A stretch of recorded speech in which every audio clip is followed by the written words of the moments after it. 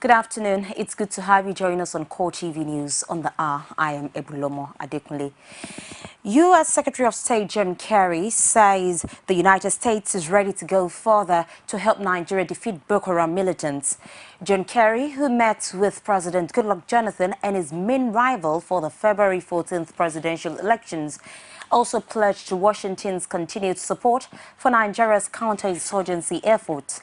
He spoke to newsmen at the U.S. consulate in Lagos after a closed-door meeting with President Jonathan and a meeting with Muhammadu Buhari, who spoke on campaigning for the election. Well, and we finished South-South, 6 states. We finished South-East, 5 states. We have to take a couple of states by day before we can concentrate. So, Turkey and yesterday we did. Absolutely critical that these elections be conducted peacefully, that they are credible, transparent, accountable, so that the people of Nigeria can have faith and the world can have faith in the government that flows from it. The international community is paying very close attention to this election, and that the international community is deeply committed to working with Nigerians going forward with the hopes that they will have an election that is free of violence and capable of instilling confidence in the future. We will absolutely continue to support the Nigerian military in its fight against Boko Haram. The desire of the United States to be able to engage even more so in the effort to push back against Boko Haram or any other violent extremist group, but the quality of the democratic process is important to contributing to our ability to do so, and that's exactly why I'm here today. The Independent National Electoral Commission has flagged political parties for vandalizing campaign posters and billboards mounted by other political parties. Chief Press Secretary to the INEC Chairman Kayode Idowu says the actions of the parties are in violation of the Commission's Code of Conduct for Political Parties. According to Idowu, Section 7 of the Code states that during campaigns, no political party or candidate should resort to the use of inflammatory language, provocative actions, images or manifestation that incite violence, hatred, contempt, or intimidation against another party or candidate or any person or group of persons on grounds of ethnicity or gender or for any other reason. He also cited Section 14, which states no political party or candidate shall prevent other parties or candidates from pasting their posters or distributing their leaflets, handbills, and other publicity materials in public places. There have been several reports of such acts of vandalism, several of which came from the two main parties, the People's Democratic Party and the All Progressives Congress. Earlier this month, campaign billboards of the PDP's presidential candidate, Goodluck Jonathan, were reportedly destroyed by unknown persons in Abuja. The chairman of INEC of Independent National Electoral Commission, Atahiru Jega, has assured Nigerians that its database is well fortified and cannot be hacked, as alleged recently. The INEC chairman made the assertion on Friday evening during a town hall meeting hosted by BBC Media Action's Talk Your Own radio program held at Prote Hotel, Asokoro, Abuja. The INEC chairman also answered various questions from participants and says that he's confident that the security features that are in place will make it virtually impossible for the database to be hacked, though he conceded that it does not stop people from trying, but added that they will not succeed and that hacking is only possible if data is online, adding that INEC's data is not online. When asked on the possibility of a staff compromising the data, Jega said it is not impossible, but measures are in place to prevent this, and that even if a member of staff does so, the culprit will be found out through control measures by the Commission. While admitting that there have been challenges in the production and distribution of permanent voter cards, Jega cleared the air on INEC's preparedness to conduct the February polls due to such challenges, declaring that the commission is ready. The youth wing of the APES Ugbo socio-cultural organization, the Ohanaeze Indigbo, has condemned in strong terms the recent attacks on the campaign train of President Goodluck Jonathan in Katsina and Bauchi State.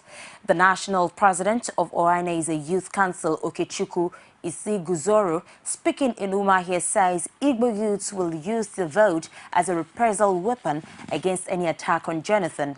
He called on the presidential candidate of the All Progressives Congress, Muhammadu Buhari, to caution his supporters. Isiguzoro says Buhari cannot be trusted with the security of the nation if he cannot control his supporters. He also called on Igbo residents in the north to be vigilant and defend themselves against electoral violence, warning that Ohanaeze youths will no longer tolerate wanton destruction of lives and property of Igbos in the north, all in the name of violence. Also condemning the attacks on Jonathan's convoy, the acting national chairman of the All Progressives Grand Alliance, Chris Uche, said the development was a danger signal to Nigeria's democratic experiment. And now the women wing of the APC's Presidential Campaign Council plans to spend the last few weeks of the campaign period to woo undecided women and young Nigerians to support the party's presidential candidate. They are also keen on mobilizing people yet to collect their permanent voter cards to do so, as well as educate women on how to recognize the party's logo on election day. This, would the women say, is because the women folk have a lot to benefit from APC government at the center. It is time for us to rise up, as we have heard. It is time for us to do more than we have been doing in the past. It is time for us to encourage other women so that all of us can be mothers of Nigeria. And we know what mothers do. Mothers heal, mothers comfort, mothers nurture, mothers provide, mothers sacrifice. We're women. That's who we are. Come May 29, 2015, by the special grace of God, we will have a government that feels for the poor, a government that is responsible and responsive, a government that has the capacity and ability to turn this country around for good, a government that is reliable and efficient and effective, that can make all of us happy as a nation. Nigeria depends on us, particularly the woman. I believe that Nigeria is waiting for the women, not necessarily the woman that will probably one day become the president of the Federal Republic of Nigeria, but a woman that understands that her place of nurturing, her place of grooming, her place of saying it the way it is. And I believe, I have no doubt, that by the special grace of God, come 29th May, we will be having a government that feels for the poor, a government that understands the need for us to know that we have a responsibility as a people.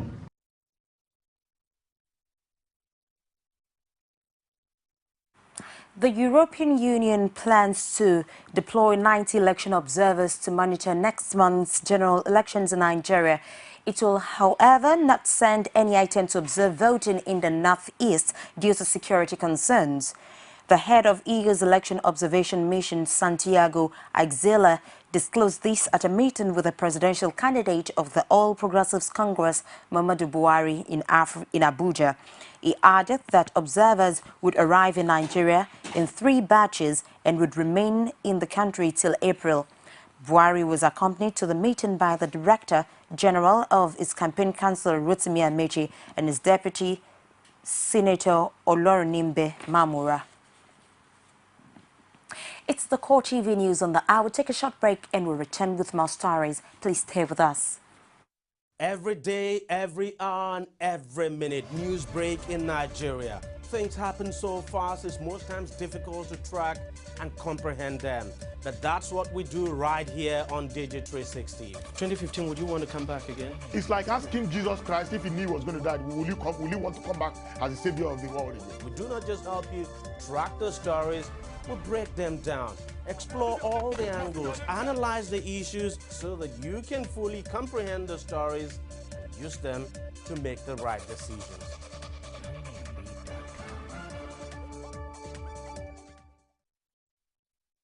Many thanks for being there, and for more news and other information you can visit a social media platform.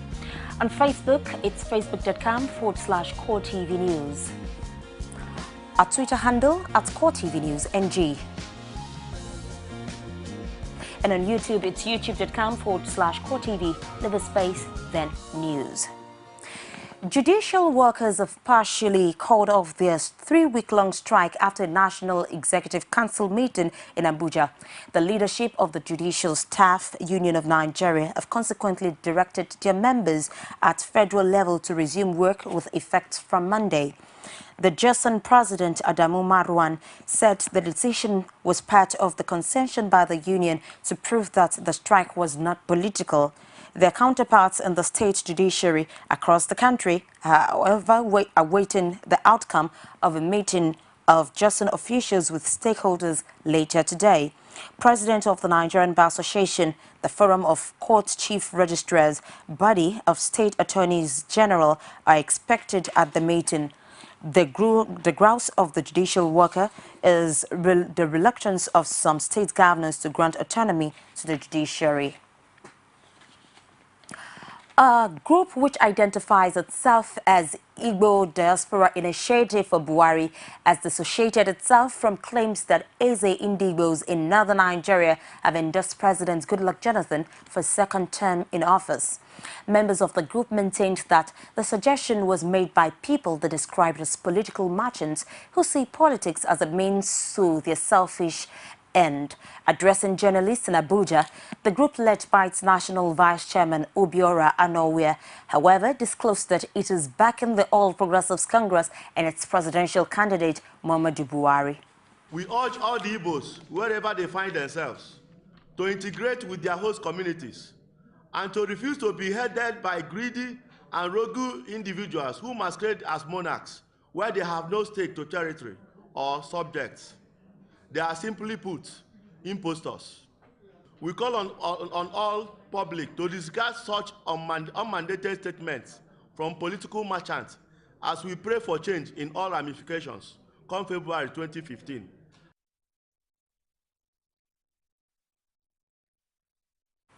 The All Progressives Congress says it has directed its lawyers to challenge the shutdown of some of its fundraising platforms by the National Communications Commission. Governor of Lagos State, Babatunde Fashola, disclosed this at a meeting of the Fundraising Directorate of the APC Presidential Council in Abuja on Sunday. He said the party is left with no choice but to seek legal redress of an action he argued was clearly a breach of constitutional provisions and a clear case of double standards. Fashola recalled that in 2010, approval was given to the Jonathan Sambo campaign organization to raise funds using such a platform, but that the APC was being denied the same right in 2015. Fashola, who is the director of Buhari Osinbajo Campaign Fund, also explained to the gathering that the fundraising platform, which included a sale of scratch cards and donations into the designated First Bank account, still subsists.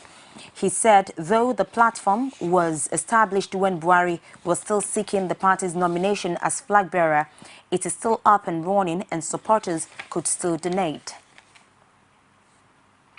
Minister of Works Mike Onolememen has challenged Governor Adams Oshiomhole of Edo State to pay up its counterpart funds under the Universal Basic Education Program in order to access 2 billion naira meant to revamp both the primary and secondary schools infrastructures across the state. Honor Lemmerman threw this challenge at a PDP campaign mega rally in Uromi in eastern southeast local government area of the state.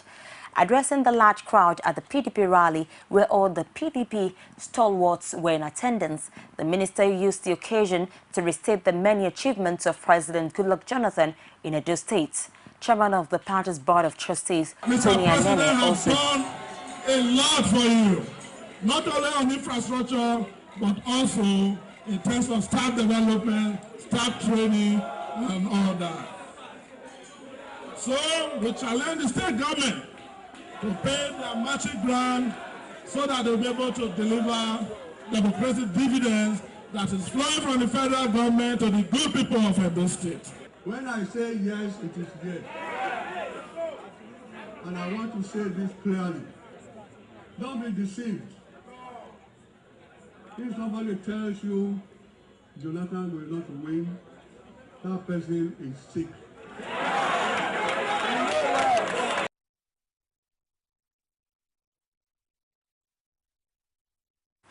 As the calls for the postponement of the general elections and the counter calls grow louder, a member of the House of Representatives and APC candidate for Lagos West senatorial seat, Solomon Adiola, and the chairman of the All Progressives Congress in Lagos, Henry Ajomale, say the elections must hold. They posited that it is nothing but a sign of desperation, the calls for the shifting of the elections, and calling for the distribution of the PVCs to be extended till the day before the general elections. We have known about this over 2 years ago. The plan to postpone election. It's impossible. It can never be done. A date has been given. International society knew when Nigeria is going to. All Nigerians in diaspora knew the time. All Nigerians are aware. Whatever it takes, let's go ahead and do that election. All I can say is this. Nigeria is not in support of postponement. So we, the representative of the people, are not in support of postponement. This election has been fixed February 14 and February 28, and it's a date with destiny. Nigeria is in their need of change, and we cannot wait a day longer than what we have experienced within the last 4 years. So, February 14, on Abudu we stand. We are not supporting postponement in any form, in any manner. We in the House of Reps and even in the Senate, I know none of us will support postponement of this particular election. Meanwhile, the People's Democratic Party says it is ready for the February general elections. Deputy National Publicity Secretary of the party, Ibrahim Jallow, insisted that the ruling party is not behind the calls for the shifting of the elections. Jallow says since the party has yet to release a statement on the call for the postponement, it will be wrong to assume that the party is not ready for the February elections and other elections coming after that date. The National Security Advisor Sambu Dasuki recently asked the Independent National Electoral Commission to shift the election by at least 1 month. The All Progressives Congress had alleged that the ruling PDP was not ready for the election and was looking for the extension to shore up the image of its presidential candidate, President Goodluck Jonathan. Jallow, though, denies the allegation, saying the ruling party was seriously preparing for the elections. Also, the National Publicity Secretary of the party, Olisa Metu, in a statement says the party is ready for the elections. Indigbo Cultural Society of Nigeria has warned the All Progressives Congress of an impending loss of Lagos State as a result of its incessant criticism of President Goodluck Jonathan. This, according to the group, is because majority of Southeast and South-South people are firmly behind the re-election bid of the president. It said in a statement signed by Udo Garaya that people of Igbo ethnicity are a dominant bloc of voters in Lagos and would not tolerate the manner APC is ridiculing President Jonathan. The Indigbo Cultural Society of Nigeria argued that the only local governments the party can easily win in Lagos without Igbo support is Agege. The NASFAT Society of Nigeria has held a prayer for the nation ahead of the 2015 general elections at the NASFAT Islamic Center in Mowe, Ogun State, along the Lagos-Ibadan Expressway. Speaking at the program, the president of NASFAT Society, Kamal Bolariwa, and the national missioner, Abdullahi Akimbode, enjoined Muslim faithful to pray for peaceful conduct of the elections and shun all electoral violence ahead of the February polls. The way you conduct yourself during the election is very, very important. When you cast your vote, do it peacefully. Go to your home peacefully. After the election, the way we conduct ourselves is also very important. The APC Lagos Deputy Governorship aspirant, Idiat Adegbule, and our PDP counterpart, Safuyat Abdulkarim, say they pray for peaceful polls and will also enjoin their members not to play against the rule of law in their parties. As a member, having a voter's card, and that is declaration that you are a Nigerian. If you don't do that, you are not a patriotic citizen of this country. Obedience to law, submission to the enforcement agents, obedience to the constituted authority, and pursuing the right thing as it should be done, avoiding any act of criminality whatsoever. These are all part of the traces, all the gateway to achieving a credible election. We'll take another break and we'll be back with a story from outside Nigeria. Stay with us.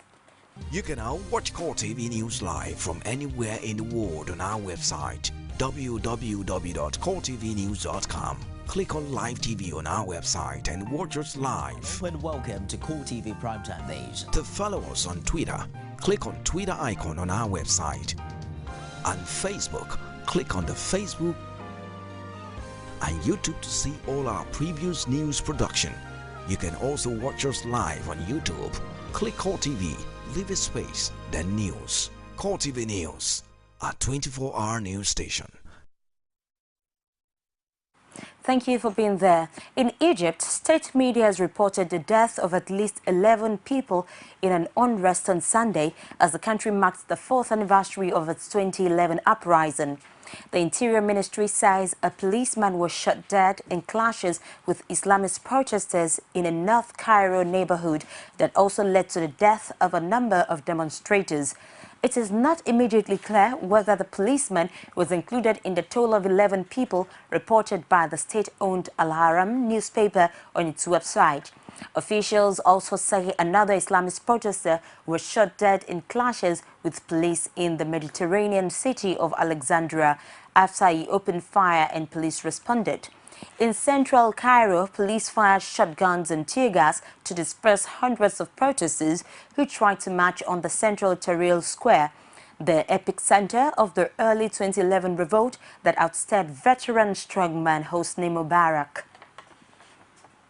And that's it on the news for this time. Do join us again top of the hour for more. Thank you for watching. I am Ebulomo Adekunle.